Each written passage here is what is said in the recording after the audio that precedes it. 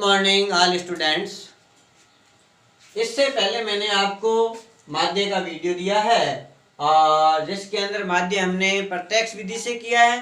अब हम ये क्वेश्चन नंबर 7 17.4 का ले रहे हैं। इसके अंदर हमें ये नहीं दिया गया है कि आपको माध्य किस विधि से ज्ञात करना है। तो इसके लिए हम क्या करेंगे कि माध्य की विधि का चयन करेंगे। सबसे पहला नंबर काम हमारा ये रहेगा।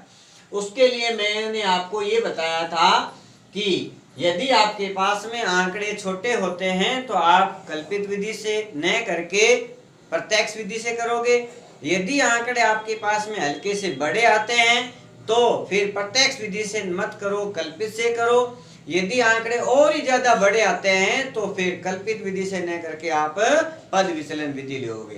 तो यानी आंकड़ों पर डिपेंड करेगी।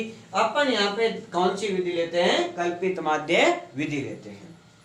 कल्पित माध्य विधि हो, चाहे पद विचलन हो, चाहे प्रत्यक्ष विधि हो, तीनों विधि के अंदर हमें x का मान निकालना बहुत ही जरूरी है, अन्यथा हमारा प्रश्न स्टार्ट ही नहीं होगा। तो ये सबसे पहले मैं लेता हूं x। x के लिए मैं क्या करूंगा कि पहला नंबर काम की भी उच्च सीमा और निम्न सीमा को जोड़ूंगा और उसमें 2 का भाग दे दूंगा। 50 और 40 कितना आया? 90। 90 में 2 का भाग दिया तो कितना आ गया मेरे पास में? 45। 60 और 50 कितने हो गए? 110। 110 में 2 का भाग दिया तो मेरे पास में कितना आ गया? 55।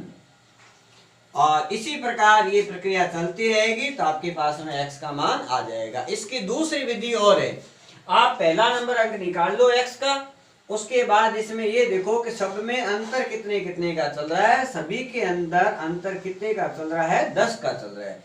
तो आप अंतर इसमें जोड़ते चलो, आपका आगे वाला पद आ जाएगा। तो जैसे इसमें 10 जोड़ते हैं तो कितना आएंगे? 55। 55 में 10 जोड़ो कितना आएंगे? 65। 65 में 10 जोड़ो कितना आएंगे? 75। 75 में 10 जोड़ो कितना आएंगे? 85। 85 में 10 जोड़ो कितना आ जाएंगे? 95। ये दो, इन दोनों विधियों का आप विशेष रूप से ध्यान रखोगे। अब बात आती है अपने पास में कल्पित माध्य विधि के अंदर मेरे को कौन सी सारणी बनानी है, पद विचलन के अंदर कौन सी सारणी बनानी है, प्रत्यक्ष विधि में कौन सी सारणी बनानी है। तो आपको या सूत्र याद होना चाहिए। क्या आएगा? a plus sigma F D बटे सिग्मा एफ। ये फॉर्मूला आपके दिमाग में होना चाहिए। इस फॉर्मूले को देखते चलो और इसको देख के ये पता चल जाएगा आपको कि आपको किस किस के मान की जरूरत है। सबसे पहला नंबर मेरे को किसकी मान की जरूरत है? a की। तो a हमेशा किस में से माना जाता है? x में से। तो x की लाइन में से आप कोई सा भी अंक a मान सकते हो।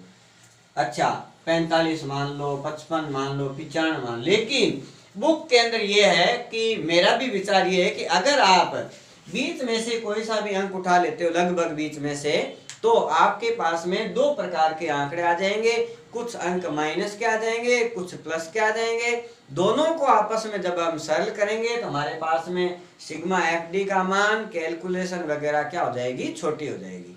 इसलिए या तो आप 75 ले लो या फिर 45 ले लो या फिर 65 ले लो। लेकिन मैं कहता हूं कि अपन कितना ले लेते हैं? 65। तो यहां आपको लिखना भी जरूरी है। माना a बराबर कितना लिया हमने? 65। ये a हमने यहां लिख दिया। अब यहां आ जाएगी d की लाइन। d बराबर क्या होता है? x minus a। क्या होता है? x माइनस a होता है। अब x में से a को घटाना है। a आपने क्या माना है? 65 माना है। इस 65 को पूरे में से घटाते हैं, है ना। तो मेरे कहने का मतलब है कि यहाँ आप गलती करने के कुछ चांसेस ज्यादा भी हैं। तो उस गलती को अगर हम न करें तो उसके लिए मैं आपको एक ट्रिक बता रहा हूँ, उसको याद रखो।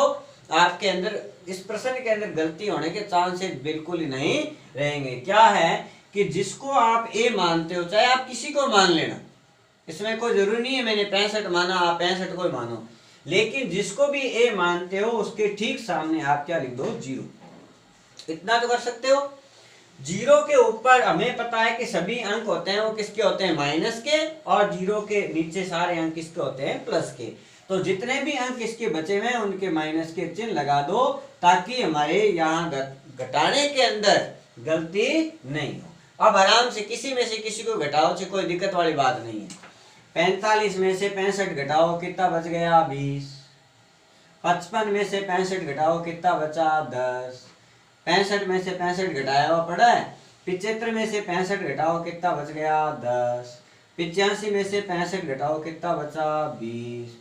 95 में से 65 घटाओ, कितना बच गया 30। ध्यान से देखें, जीरो के ऊपर की संख्या सारी माइनस की होगी और जीरो के नीचे की संख्या सारी प्लस की आएगी। इस बात का विशेष ध्यान रखना। नेक्स्ट, लो भैया ए का मान सर हमने निकाल लिया।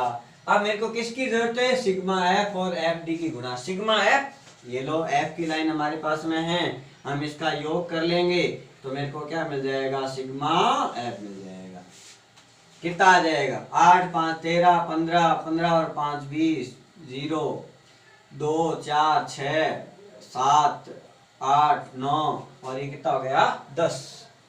पूरा 100 का आंकड़ा गया क्या, कितना आया 100। ये हमारे पास में कितने हो गए, 100 हो गए। अब उसके बाद में किस किस की जरूरत है मेरे को, और देखो तो मेरे को क्या चाहिए, सिग्मा एफ डी, यानी एफ और डी की लाइन का गुणा का योग।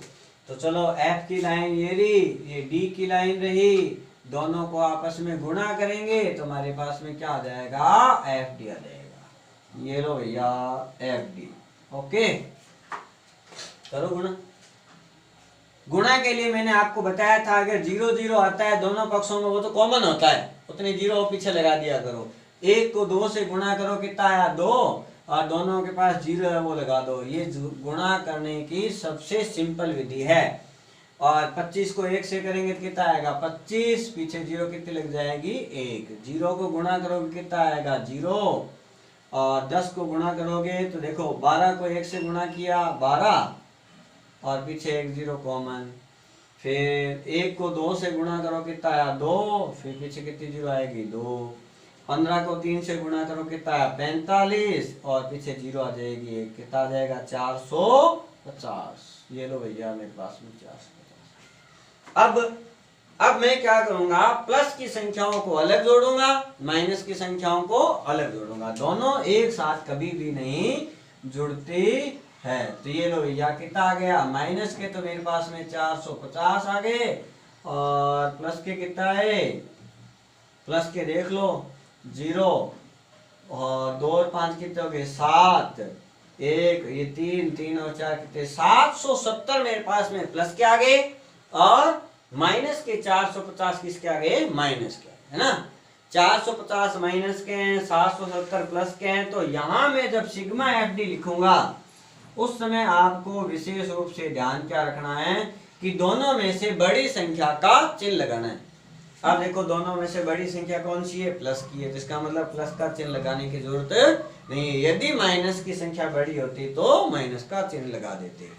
अब 770 में से 450 घटा दो। ये लो सर जी हमने ये भी घटा दिया। 0 का 5 घटा दो, इसमें से 2, 4 घटाओ, इसमें से कितना बचा 3। यानी मेरे पास में सिग्मा एफ डी का मान कितना आया 320। चलो क्या आपने ये निकाल लिया, yes sir. Sigma F, yes sir. Sigma F D, इसका मतलब मेरे को फॉर्मूला याद होना चाहिए, उसके बाद में सॉल्यूशन मेरे पास में। ये कच्चा काम है, इसको हटा दो आप। सूत्र को देखते हुए तैयार करनी है सारणी को, ध्यान रखना विशेष रूप से। अब मैं क्या करूंगा कि सूत्र लगाऊंगा। सूत्र मेरा है x बार बराबर a plus sigma F D बटे में क्या लिखूं, sigma F. a plus sigma F D बटा सिग्मा एफ। फॉर्मूला भी बुक के अंदर भी ऐसा लिखा हुआ है, आपको भी वहां इसी प्रकार लिखना है। कई बच्चे इसको ऊपर ले जाते हैं, इसके पास में वो गलत हो जाता है। अब हम क्या करेंगे, यहाँ बराबर का निशान a की जगह कितना रखेंगे, हमने a किसको माना है 65 को, तो अपन क्या लिखेंगे 65। ये लो भैया मेरे पास में a का मान प्लस सिग्मा एफ डी का मान मेरे पास में कितना आया 320।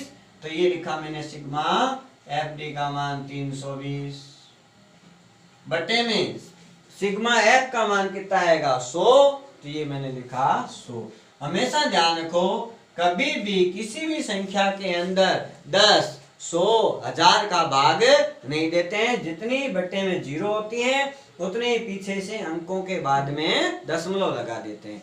यहाँ हल्का सा सरल करना चाहते हैं तो कर सकते हो, 0 से 0 कैंसिल और एक संख्या बाद दशमलव लगा दो, तो आपके पास आ जाएगा 65 प्लस कितना आएगा 3.2। इनको भी जोड़ने का तरीका ध्यान रखो, दशमलव के आगे वाली संख्या बगैर दशमलव वाले में जुड़ेगी, दशमलव के पीछे वाली संख्या दशमलव के पीछे वाले अंक में ही जुड़ता है। तो आप क्या करो, ध्यान से 65 में 3.2 जोड़ोगे तो आपके पास में x बार का मान कितना आ जाएगा 68.2। ये आपका सॉल्यूशन हो गया।